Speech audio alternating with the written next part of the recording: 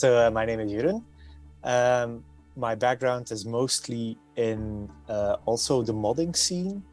I'm mostly known for my work on Killing Floor, where I created a map for Killing Floor 1 and 2 before I joined up with the guys at Glowfish. So that was sort of halfway through development, mostly creating content in terms of like level design and art assets for Trifox. So the abilities that the player can have heavily influence how the level is built. Players could have the ability to suddenly like leap through the air or teleport from one side of the arena to the other, and that would allow players to find like exploits in the gameplay and break all kinds of level design rules.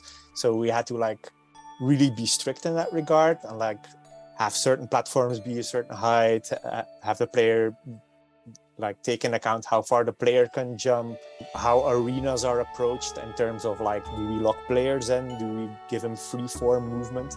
How does the level progress from beginning to end? All the abilities and the combinations of them allow for really a hectic amount of gameplay and a really wide amount of combinations and gameplay choices. Building arenas like that, we try to create a rhythm where it's like a little bit of puzzle, a little bit of exploration, and a little bit of combat. And we try to keep a rhythm in that by like having certain smaller, larger sections, maybe combining puzzle elements with combat elements, but also like creating really varied environments in terms of like the visual and the art style.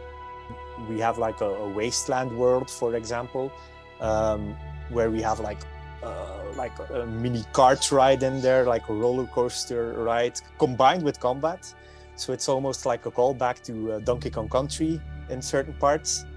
And we have like certain like side-scrolling platforming elements in like a jungle world. So we kind of take inspiration from all sorts of different games and see if it works. That's basically how our worlds were created. We had a blueprint in the beginning of like, oh, we want to have a desert world with maybe lava in there. We want to have an ice world. But apart from that, the gameplay of the actual arenas and everything still had to be defined.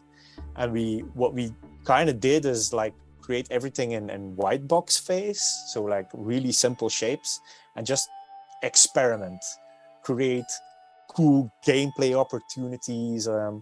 Like what would it mean if like the world is rotating around you, or what would it mean if you're in a cart and moving around?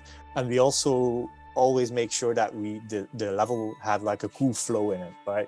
Like you have a nice starting out point, you have like a couple of small fights, maybe some puzzle elements that build up towards the end, and then usually it ends like in this grand cool arena with some really cool boss fights at the end, that'll hopefully be perceived as being really creative.